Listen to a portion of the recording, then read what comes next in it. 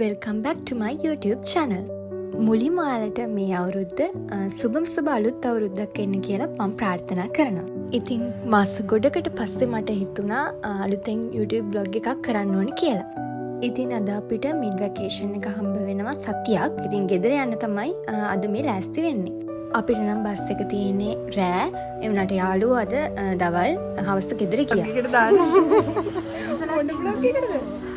දැන් වෙලාව රෑ 7:45ට විතර අපි ගෙදර යන්න තමයි දැන් මේ ලෑස්ති වෙන්නේ. මොකද අපිට 8යි කාලෙට බස් එක තියෙන්නේ.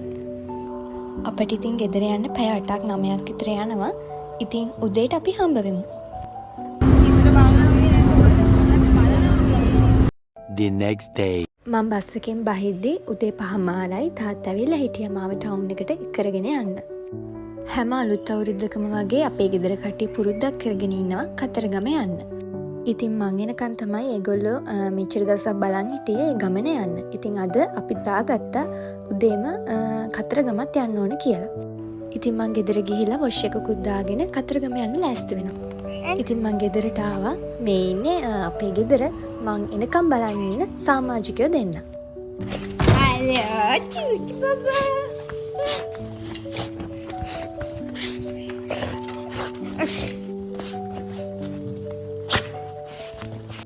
පේනවනේ ඉතින් මං දැක්ක මේගොල්ලෝගේ තියෙන සතුට. ඉතින් මේගොල්ලෝවත් චුට්ටක් හුරතල් කළා මම දැන් ඉක්මනට ලෑස්ති වෙන්න යන්න ඕනේ.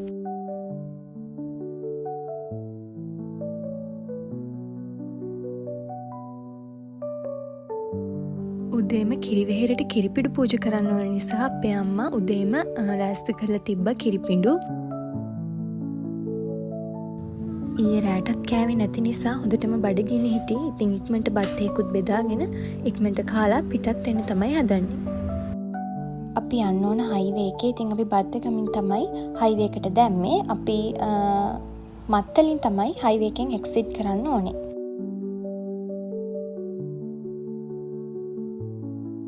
ඉතින් ළමයි ඔයාලගේ අලුත් අවුරුද්ද කොහොමද? මම ගිය අවුරුද්දේම දිගටම vlogs ගේන්න මට බැරි වුණා. හැබැයි මම හිතාගත්තා මේ අලුත් අවුරුද්දේ පුළුවන් විදියට vlogs අරන් එන්න ඕනි කියලා. පැය 9ක් 10ක් බස් එකේ එනවා කියන්නේ ලේසි නෑ ළමයි. හරිම අමාරුයි. මට මේ වෙද්දි නිදිමතයි ගොඩක්ම. ඒත් ගෙදර හැමෝමත් එක්ක මෙහෙම යන්න ලැබෙන chance අඩු නිසා මම හරිම කැමැත්තෙන් තමයි අද මේ ගමනට එකතු වුණේ.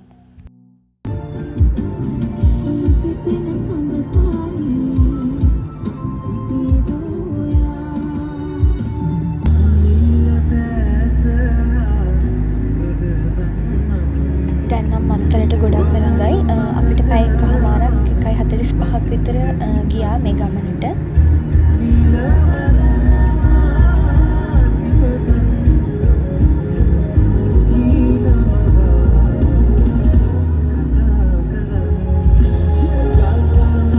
දැන් අපි මත්තලින් එක්සිට් කරන්න තමයි මේ හදන්නේ. අද පොය දවසක් නිසාද මන්ද සෑහෙන සෙනගක් හයිවේ එකෙත් හිටියා. හයිවේ එකෙන් එක්සිට් කරනකොටත් සෑහෙනම සෙනග. මොකද පොයට අද ගොඩාක් කට්ටිය කතරගම ඇවිල්ලා.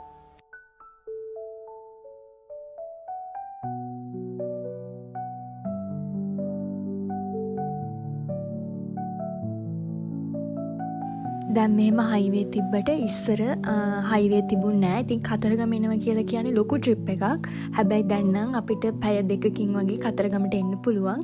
හැබැයි ඉස්සර අපිට වරුවක් වගේ යනවා කතරගම එන්න. ඉතින් මග දිගට නවත්තලා කාලා බීලා ඇත්තටම ඒ කාලේ හරිම ෂෝක් කියලා හිතෙනවා. හයිවේ එකෙන් එක්සිට් කරලා ටික දුරක් යනකොට ඉතින් මේ වගේ චූටි කඩවල් ගොඩාක් තියෙනවා. ඉතින් අපි ගෙදරින් අරන් ආපු නැති පළතුරු මේ වගේ චූටි කඩවල් වලින් ගත්තා. මොකද එතකොට ඒගොල්ලන්ටත් ඒක ගොඩක් ලොකු උදව්වක් වෙන නිසා. අපි කතරගමට එද්දී 10ට විතර ඇති දැන් නම්. තව අපිට ෆුඩ් සිටියෙන් පළතුරු වගේක් ගන්නත් ඕන නිසා ෆුඩ් සිටියට ගියා කතරගම පළතුරු ටිකක් ගන්න.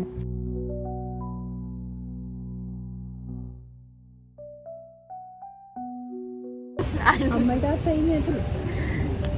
ඔයාව දානවා vlog එකට ඈ. හවුද? ඉතින් එක දිගට තාත්තත් වාහනේ ඩ්‍රයිව් කරන් ආපු නිසා අමාරුයි මහන්සි නිසා අපි චුට්ටක් වෙලා ටවුන් එකේ පොඩ්ඩක් නැවතිලා හිටියා.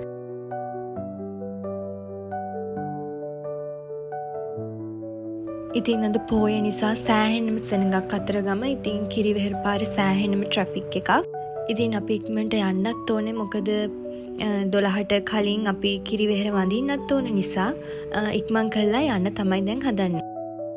ඉතින් මමයි අම්මයි ඉක්මනට ගියා කිරිවෙහෙරට මල් පූජා කරන්න මල් ගන්න ඕනේ නිසා. අපි ගොඩක් වෙලාවට කිරිවෙහෙර වඳින්නේ නැහැ. ගොඩක් දවල් වෙලා අපි කිරිවෙහෙර වඳින්න යන්නේ උදේ පාන්දරම උදේ 6ට විතර.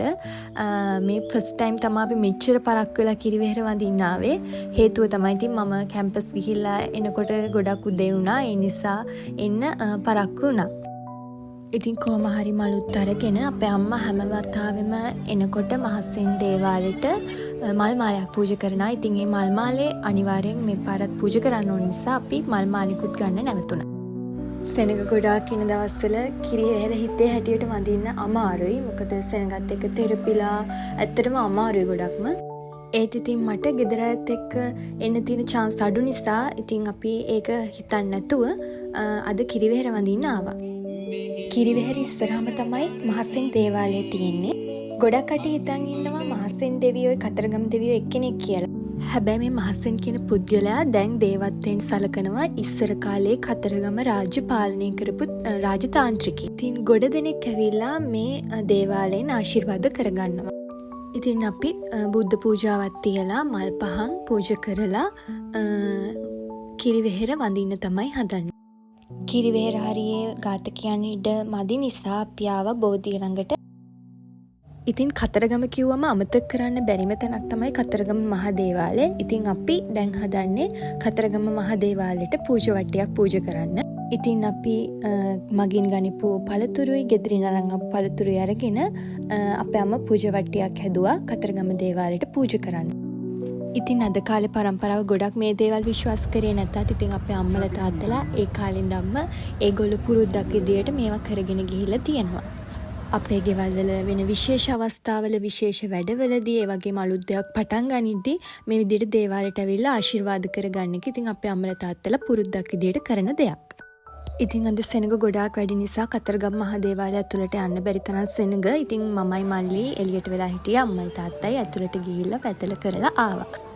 ඉතින් අම්මයි තාත්තයි දේවාලෙන් එළියට ආපුවාම මායි මල්ලි පළතුරු වටින් පළතුරුත් කෑවා. එළියට එද්දිම අපිට කාවඩිත් බලා ගන්න පුළුවන් වුණා.